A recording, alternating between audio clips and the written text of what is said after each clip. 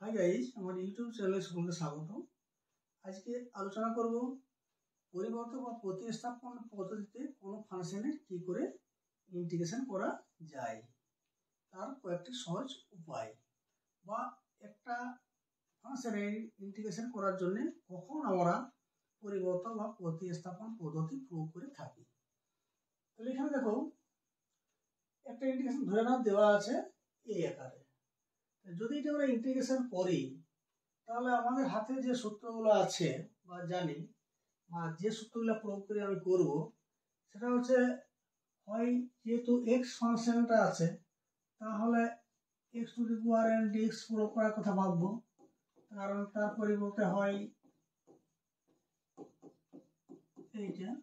আর না হয় যেহেতু কস ফাংশনটা আছে তাহলে আমি ভাববো কস এক্স ডিএক্স সমান যে সূত্রটা বটে এর সাইন এক্স প্লাস সি, না হয় কসের আরেকটা সূত্র আছে M x.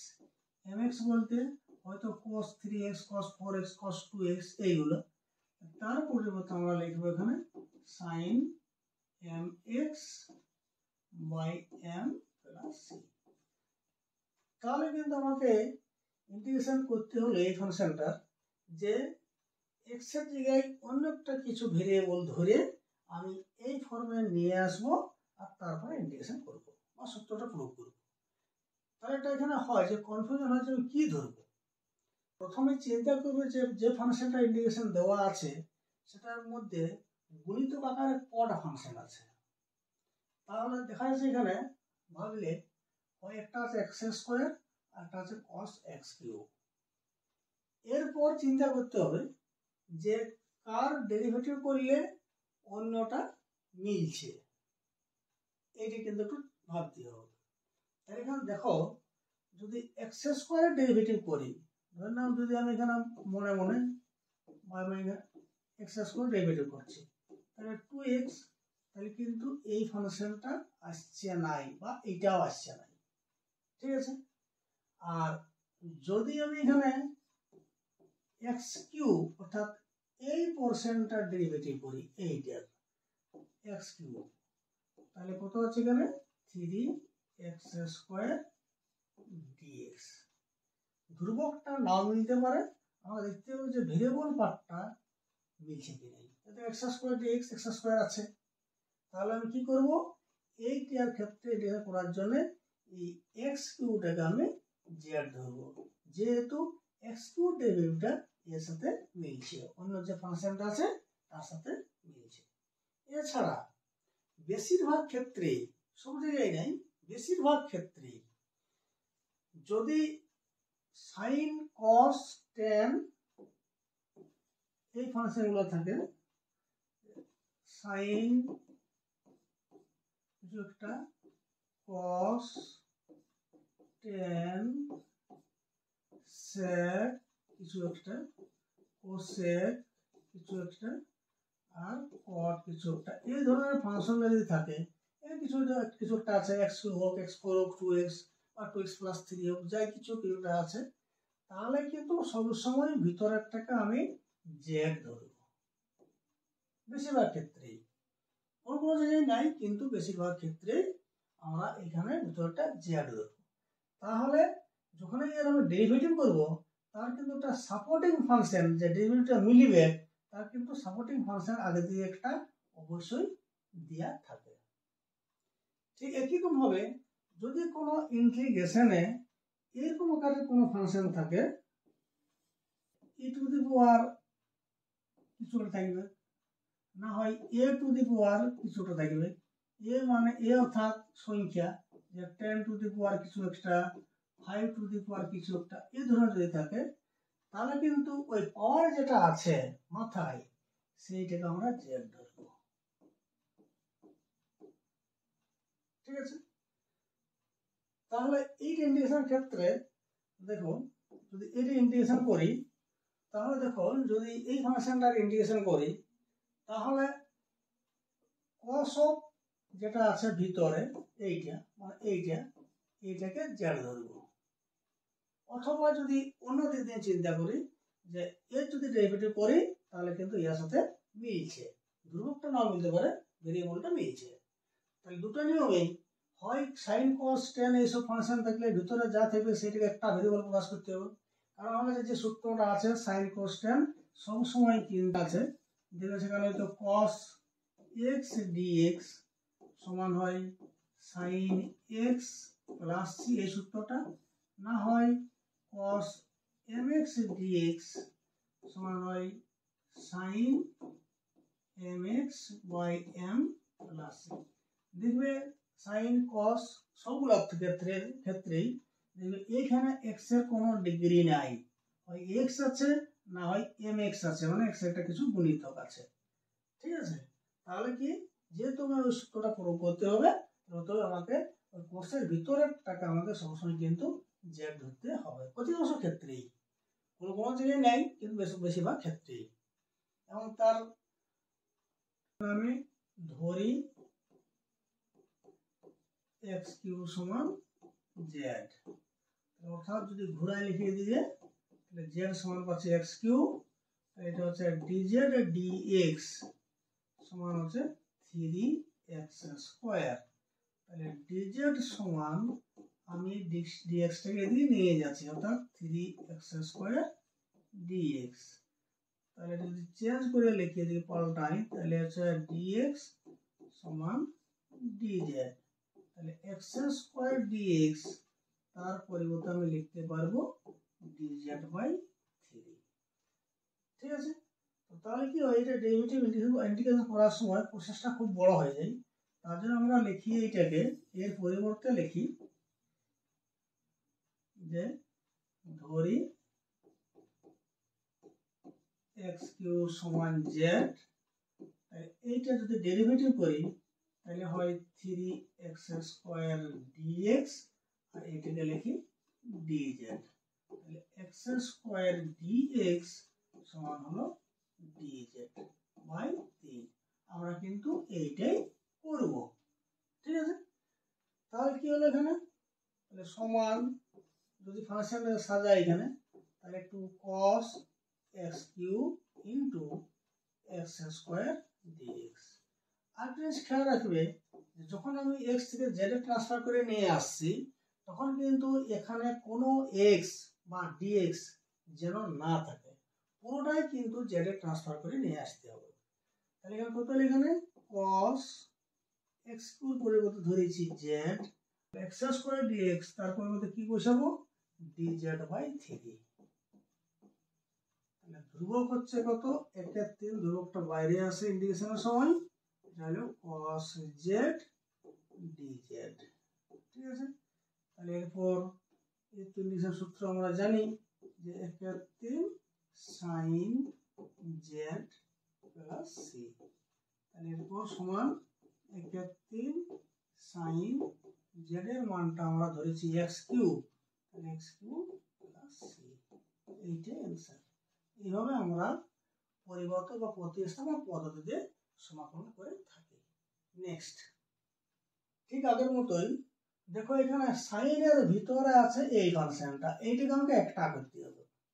Sign cos tan sec cosec cot যাই থাকুক, এই ফাংশনটাই কিন্তু আমাকে হয় শুধু একটা ভেরিয়েবল জেড এ, না হয় এম জেড, মানে হয় সাইন এক্স এর আকারে না হয় সাইন এম এক্স এর আকারে, এই দুটো ফর্মে আনতে হবে। তাছাড়া আমি কিন্তু সূত্র প্রয়োগ করতে পারবো না, আমার হাতে যে সূত্রগুলো এখন পর্যন্ত জানা আছে অনির্দিষ্ট সমাকলনে।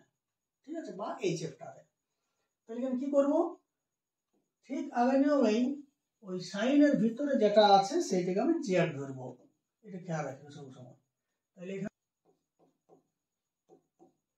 এক্স স্কয়ার প্লাস 1 সমান জেড, ডেরিভেটিভ করলে কত হচ্ছে 2x, একটা ডেরিভেটিভ 0, dx টা কিন্তু সবসময় থাকবে, এটা হচ্ছে dz। এখানে লক্ষ্য রাখবে অঙ্কটি কিন্তু দেওয়াই থাকবে প্রতিস্থাপন করার জন্য। দেখো dx এর জন্য x পাচ্ছি একটা x dx, তার জন্য একটা কিন্তু x ওরা দিয়ে রেখেছে। ঠিক আছে, ধ্রুবকটা এলোমেলো হতে পারে, ধ্রুবক সংখ্যাটা দেখার দরকার নেই, খালি ভেরিয়েবলটা মিলছে কিনা লক্ষ্য করবে। তাহলে এটা হয়ে গেল ইন্টিগ্রেশন, যদি সাজাই তাহলে হচ্ছে সাইন এক্স স্কয়ার প্লাস 1, আর দেখো দেওয়া আছে আর ডিএক্স অটোমেটিক এটা অ্যাডজাস্ট হবে, ঠিক আছে।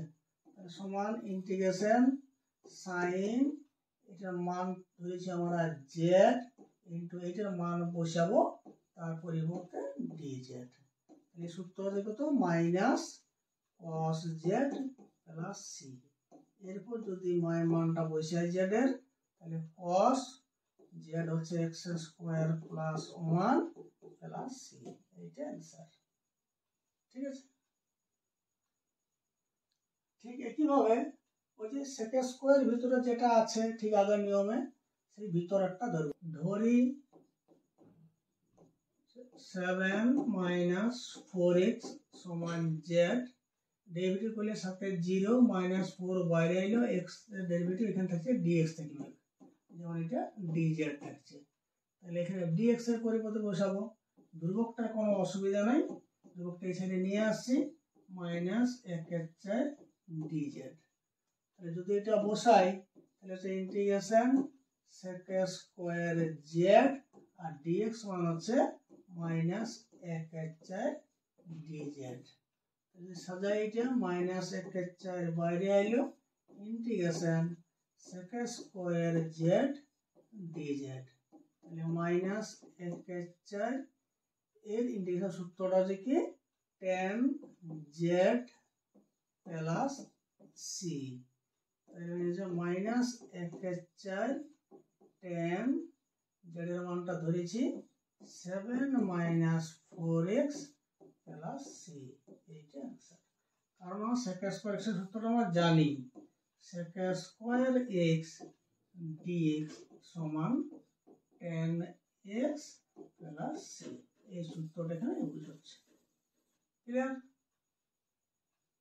একইভাবে এই ইন্টিগ্রেশনটি অসমাকলনটিও এইটা ধরবো আমি জেড, যেখানেও একইভাবে ধরি 3 মাইনাস 4x সমান জেড, মাইনাস 4 ডিএক্স সমান হলো ডিজেড, তাহলে ডিএক্স মান বসাবো মাইনাস ডিজেড বাই 4, এটাই হলো সমান ইন্টিগ্রেশন সাইন